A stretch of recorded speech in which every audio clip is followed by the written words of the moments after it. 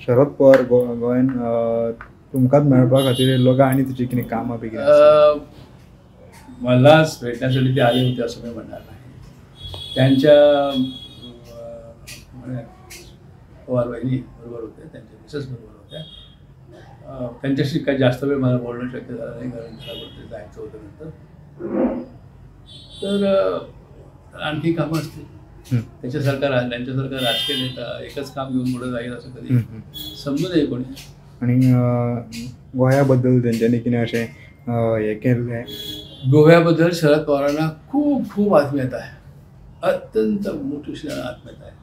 गोव्याचा रास त्यांना पाहत नाही. एक जास्त काही ते बोलले नाहीत, परंतु एक दोन रिमार्क निघाले तुम्ही म्हणजे असं काहीतरी करा, गोवा सांभाळा असा प्रकारचा त्यांचा अशें तेंच्यांनी कितें हें केल्लें, कितें सांगलां चर्चेन, कितें सांगलां तेंच्यांनी? हेच ते सांभाळा ना, गोवा सांभाळा. गोवा सांभाळायचा अर्थ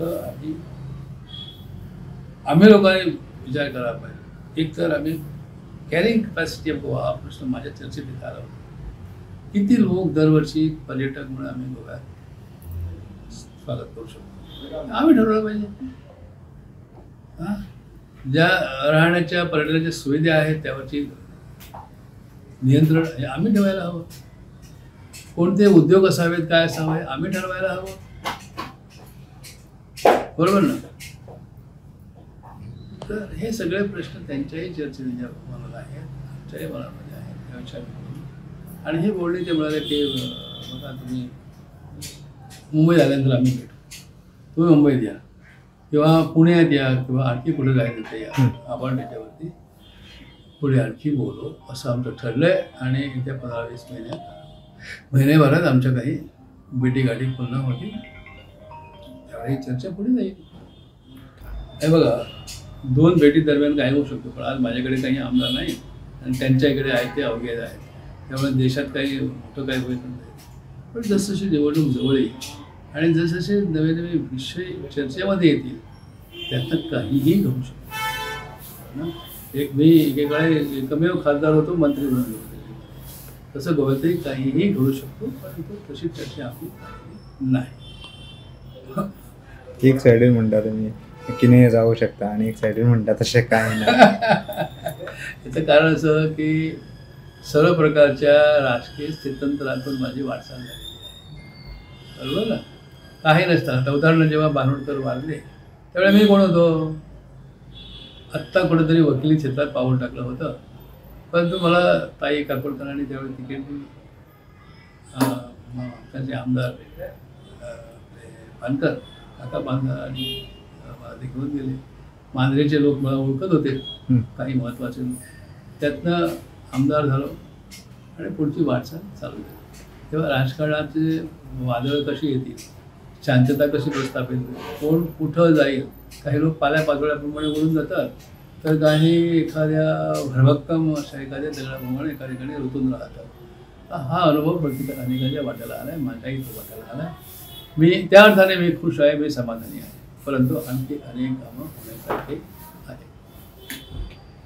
मगन भाई, तुम्ही एक फोटो शेअर केल्लो आसा इंस्टाग्रामाचेर बीन, तुम्ही शरद पवाराक मेळपाक गेल्ले. नेमके भेटी फाटल्यान कारण कितें आसलें? शरद पवार आणि रमाकांत कदम ही जोडगोळी खूप जुनी, त्यामुळे तांकां जेन्ना हांव मेळटा किंवा ते म्हाका मेळटा खंय मागीर मुंबयन आसूं गोव्यान आसूं, ही प्रत्येक वेळी बातमी निर्माण करण्यासारखी गोष्ट आसता असं असं दिसता.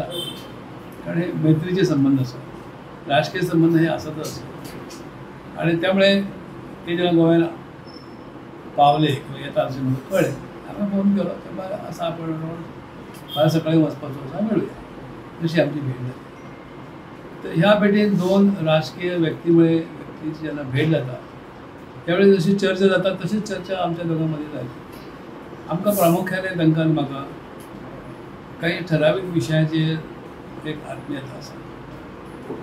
एक म्हणजे तरुण शक्तीपय आसा, तरुणाई जी आमची आसा ही जबाबदारीने वागची, तिच्या समोरची आव्हानां कमीत कमी आसची आणि त्यांचे शैक्षणिक सुविधा त्यांना त्यांच्यासाठी नोकरी व्यवसायाची सुविधा द्यायची आणि एकंदर त्यांचं वागणूक वर्तणूक जी असते ही देशाच्या उत्कर्षात पूरक असतील, त्यांच्यामध्ये माझ्यामध्ये काही समान सूत्र असतात. तशीच ते काल गेल्याबरोबर त्यांची सुरुवात झाली की अशी की काय बघा काय झालं आहे, काय तुमच्याकडची पोरं काय करतायत, नोकरी व्यवसाय काय करतात, शिक्षणाची सुविधा काय आहे. आणि मग तो सांभाळलो की आपण जे काही सुविधा निर्माण केल्या आहेत 5,000 10,000 विद्यार्थी एका संकुलात शिकतात. तर मग तुमचं काय झालं आहे म्हणजे माझं आहे पण एवढं नाही, मी काही 5,000 आणि 10,000चे करू शकत नाही. माझ्या ज्या संस्था आहेत त्यामध्ये कुठे 500 कुठे 1000 अशी मुलं शिकतात आणि ते प्रामुख्याने ग्रामीण भागात आहे. नोकरी व्यवसायाचा प्रश्न आहेच त्यांच्यासाठी. कारण गोमंतकामध्ये झालं आहे असं की उठसूट सध्या पर्यावरण हा एक विषय आहेच. पर्यटन खूप मोठ्या प्रमाणावर वाढलं आहे. आता पर्यटनामुळे नेमकं काय ते हसायला लागले. अरे मला माहिती आहे म्हणाले की सगळीकडे पर्यटनाच्या नावाकडे धुमाकूळ झालेला असतो. होय धुमाकूळ झाला असतो, ते झालं. बांधकामाची वाढ मोठ्या प्रमाणात होते आहे. कायदे कानून नियम सगळे धाब्यावर बसून बिल्डर लोक नवे नवे बांधकामं करत आहेत आणि त्याचे जे काही दुष्परिणाम व्हायचे ते होणारच आहे.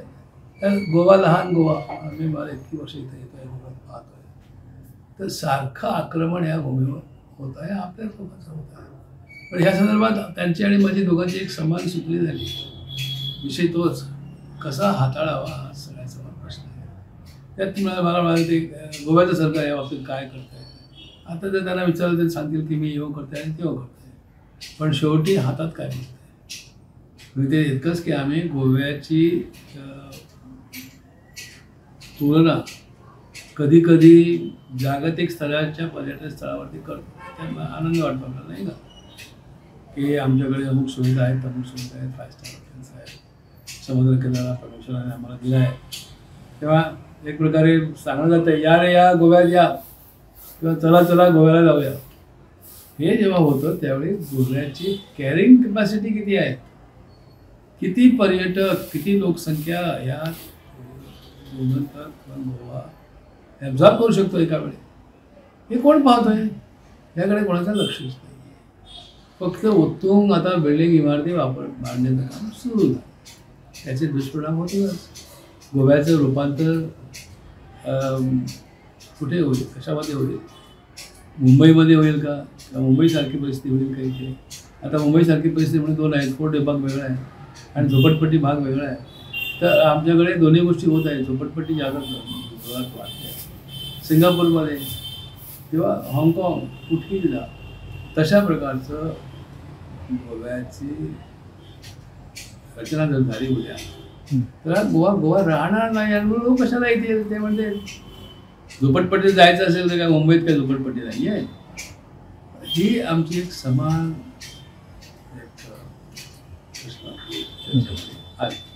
तुझी आणि शरद पवारांची.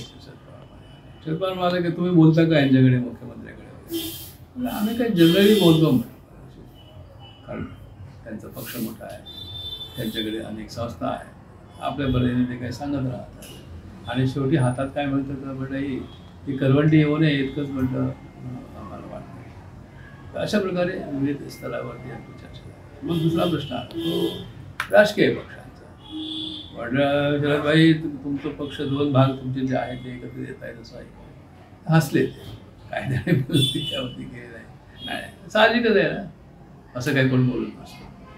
तुमचं काय झालं आहे म्हटलं आहे काँग्रेसबरोबर मी आहे काही गोष्टी आणि म्हटलं देशात कायदा मंत्री म्हणून मला जे काही स्थान मिळालं ते सगळं श्रेय म्हटलं तुम्हाला जातं आणि तुम्हीच ती त्यावेळी सूचना केली आणि म्हणून म्हटलं देवेगौडाने मला निमंत्रण दिलं आणि तिथनं मग जो काय माझा उत्कर्ष होत गेला राजकीयदृष्ट्या तो तुम्ही पाहिला आहे, देशाने पाहिला आहे. म्हणजे त्यामध्ये एक सगळ्यात महत्त्वाचा गोष्ट माझ्या हातून घडली म्हणजे सिव्हिल प्रोसिजर कोडमध्ये खूप सुधारणा म्हटलं मी करू शकतो. महिलांना आरक्षण देण्याची व्यवस्था मी त्यामध्ये करून घेतली. लवकरात लवकर केसेस अशा अडकून पडू नयेत कोर्टाच्या कोर्टामध्ये. आता असं दिसतंय की एवढ्याशा गोव्यामध्ये 5-6 कोटी खटले पेंडिंग आहे. त्यामुळे खटला जर दाखल झाला तर 3 वर्ष 5 वर्ष 10 वर्ष तुझी मोकळी होईल की नाही हा प्रश्न अगदी साहजिकच येतो. तर तसं होऊ नये यासाठी म्हटलं काही प्रयत्न केले. त्याला म्हटलं तुमचं आशीर्वाद खूप लागला, सहकार्य काळजी कशाला आनंद झाला ते मला. आणि देश पातळीवरती हे कार्य म्हटलं मी केलं, सुप्रसिद्ध कोड अमेंडमेंट वगैरे करून त्याचं कौतुक म्हटलं लोकसभेमध्ये सुद्धा झालं किंवा असा बिल आणण्याचा प्रयत्न केला सध्याच्या पंतप्रधानांनी. त्यावेळी त्यांना आठवण करून दिली तामिळनाडूच्या खासदार कनिमोझी यांनी, आणि म्हणजे तुमची सुकन्या, त्याने दोघांनी त्याला आठवण करून गेली कळलं. तर म्हटलं त्यामुळे देश म्हटलं माझंही नाव झालं, पण खऱ्या अर्थाने म्हटलं मला आनंद झाला असता जर जी चर्चा लोकसभेमध्ये माझ्या कारकिर्दीत झाली त्यानंतर झाली पुन्हा, त्यावेळी जर या सगळ्या घटनांचा पूर्णपणे विचार करून जो पक्ष सत्तेवर आहे त्या पक्षाने जर त्या सामाजिक सुधारणा, कायदेकानून सुधारणा अंमलात आणल्या असत्या तर लोकांचा फायदा झाला असता. पण आता हे तुम्हालाच करावं लागेल. ते म्हणाले मग तुम्ही ना काय करू. आता म्हटलं मी लोकसभेत काही नाही आहे, बाहेरून बोलण्याचा प्रभाव कधी पडतो काही तुम्हाला सांगायचं, तरी करूया म्हटलं प्रयत्न. तुम्ही तुमच्या पद्धतीने करा, मी माझ्या पद्धतीने. आणि ठरलं आहे आमचं की मध्ये मुंबईत आल्यानंतर मी त्यांना पुन्हा भेटावं, ते काही खास लोकांची आंदोलन देतील आणि महाराष्ट्रात एखादा छोटासा दौरा, राजकीय दृष्ट्या असं नव्हे, सामाजिकदृष्ट्या काही फायदा व्हावा असा दौरा करावा. माझ्याबरोबर माझा मुलगा होता आशिष, त्याच्या म्हणाले आशिष काय करतो, तो म्हटलं मग काय करतोय. Subscribe Prudent social media channel and press bell icon for latest notifications.